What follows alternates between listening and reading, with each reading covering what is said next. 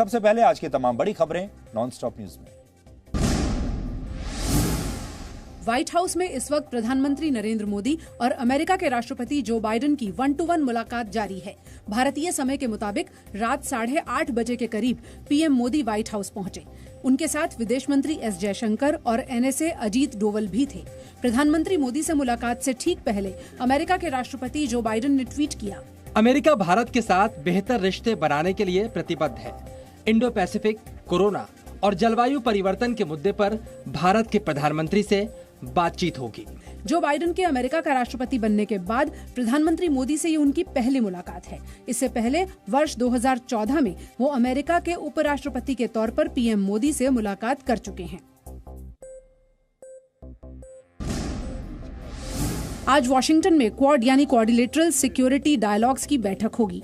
Quad में शामिल चारों देश भारत, अमेरिका, जापान और ऑस्ट्रेलिया के राष्ट्राध्यक्ष इसमें शामिल होंगे। ये पहला मौका होगा जब प्रधानमंत्री नरेंद्र मोदी, अमेरिकी राष्ट्रपति जो बाइडेन, जापान के प्रधानमंत्री योशिहिदे सुगा और ऑस्ट्रेलिया के पीएम स्कॉट मॉरिसन क्वाड की बैठक में आमने सामने बैठकर चर्चा करेंगे। अब तक सभी नेता क्वाड की बैठक में वर्चुअली जुड़ते रहे हैं। व्हाइट हाउस की तरफ से जारी किए गए बयान के मुताबिक क्वाड की बैठक में अफगानिस्तान के मुद्दे पर चर्चा होगी। साथ ही क्वाड देशों के नेता इंडो पैसिफिक क्षेत्र की चुनौतियों, कोविड-19 महामारी और जलवायु परिवर्तन जैसे मुद्दों पर भी चर्चा करेंगे। इसके अलावा अंतरिक्ष पर एक नए वर्किंग ग्रुप, सप्लाई चेन से जुड़ी पहल, एक 5G परियोजना और विविधीकरण और छात्रों की स्कॉलरशिप समेत कई बड़े ऐलान किए जाएंगे। And we're going to be talking about Afghanistan, which is a legitimate thing for people to talk about. But the truth of the matter is, the end of the day is we were spending $300 million a day for 20 years. There was no easy way to end that. चीन ने quad की बैठक को लेकर सवाल उठाते हुए कहा है कि ग्रुप किसी देश को निशाना न बनाए। चीन ने कहा कि क्वाड को दुनिया का समर्थन नहीं मिलेगा। ब्रिटेन में कंजर्वेटिव पार्टी के सांसद बॉब ब्लैकमैन ने जम्मू कश्मीर को लेकर बड़ा बयान दिया है। उन्होंने कहा है कि अगर भारतीय सेना कश्मीर से हटती है तो उसका हाल तालिबान के अफगानिस्तान जैसा हो जाएगा। हाउस ऑफ कॉमन्स में ब्रिटेन के सांसद डेबी अब्राहम और पाकिस्तानी मूल की सांसद यास्मीन कुरैशी ने कश्मीर में मानवाधिकारों की स्थिति पर एक चर्चा को शुरू किया था। वहीं कंजर्वेटिव पार्टी की ही सांसद थेरेसा विलर्स ने आतंकवाद के मुद्दे पर पाकिस्तान को घेरते हुए आरोप लगाया कि आतंकी संगठन जैश और लश्कर के पाकिस्तान से संबंध है। किसान नेता राकेश टिकैत ने कृषि कानूनों के विरोध में चल रहे किसान आंदोलन के समर्थन में अमेरिका के राष्ट्रपति जो बाइडेन से अपील की है। अमेरिका दौरे पर गए प्रधानमंत्री नरेंद्र मोदी ने अलग अलग नेताओं से मुलाकात कर उन्हें यादगार तोहफे भी दिए। अमेरिका की उपराष्ट्रपति कमला हैरिस को मुलाकात के दौरान पीएम मोदी ने उनके नाना पीवी गोपालन से जुड़े कुछ पुराने नोटिफिकेशन लकड़ी के हस्तशिल्प फ्रेम में जड़वा कर दिए हैं। गोपालन भारत में सीनियर सरकारी ऑफिसर थे। कमला हैरिस को गुलाबी मीनाकारी शतरंज सेट भी दिया गया है। ये शिल्प काशी से जुड़ी हुई है। ऑस्ट्रेलिया के पीएम स्कॉट मॉरिसन से भी पीएम मोदी ने मुलाकात की। पीएम मोदी ने उन्हें गुलाबी मीनाकारी की शिल्प से बना जहाज तोहफे में दिया है। जापान के प्रधानमंत्री योशिहिदे सुगा को पीएम मोदी ने चंदन से बनी भगवान बुद्ध की मूर्ति तोहफे में दी है।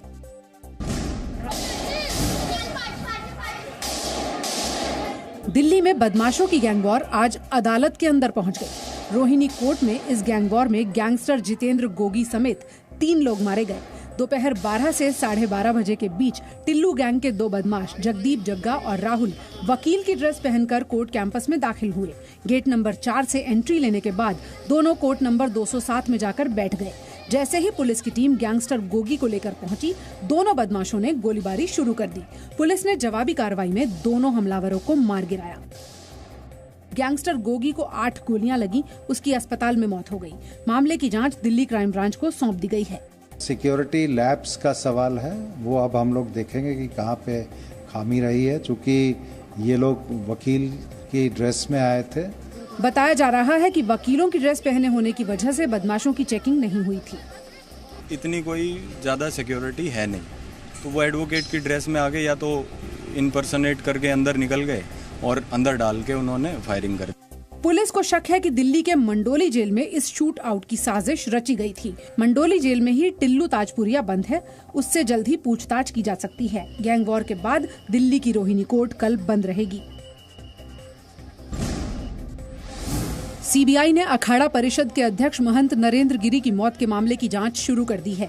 सीबीआई ने एफआईआर दर्ज कर ली है। जॉइंट डायरेक्टर विप्लव चौधरी जांच टीम के हेड होंगे। सभी लोग स्तंभ भी हैं कि ये इतनी बड़ी घटना हुई है, कैसे हुई है, क्या कारण थे।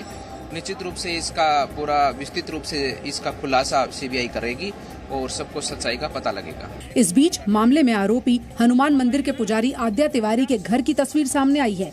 घर की कीमत 2.5 करोड़ रुपए आंकी जा रही है। सवाल उठ रहे हैं कि सिर्फ 9,200 रुपए महीना वेतन पाने वाले पुजारी के पास इतनी संपत्ति कैसे आई।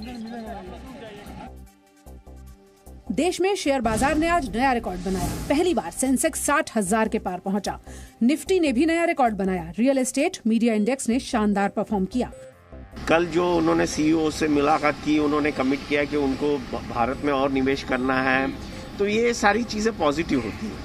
बाजार की इस कामयाबी का जश्न केक काट कर मनाया गया। इस पूरे हफ्ते निफ्टी में करीब 1.5% की तेजी रही, जबकि सेंसेक्स में 1.7% की तेजी देखी गई। यूपी में निषाद पार्टी बीजेपी के साथ मिलकर चुनाव लड़ेगी। बीजेपी के यूपी प्रभारी धर्मेंद्र प्रधान ने लखनऊ में निषाद पार्टी से गठबंधन का ऐलान किया। गठबंधन में अपना दल पहले से है। भारतीय जनता पार्टी बड़ी पार्टी है, केंद्र और राज्य में तो उससे बड़ी घोषणा होगी ही। अब बड़ी घोषणा ये थी कि 2022 में सरकार बनानी है योगी जी मोदी जी के नेतृत्व में। सीटों के बंटवारे पर बीजेपी गठबंधन की कई दौर की बैठकें होंगी।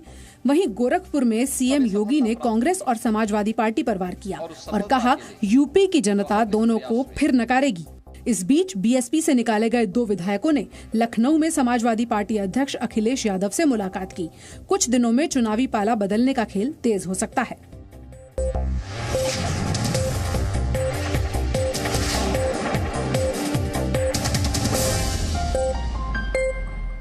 Presenting B News app, available on Google Play and App Store. Download it now.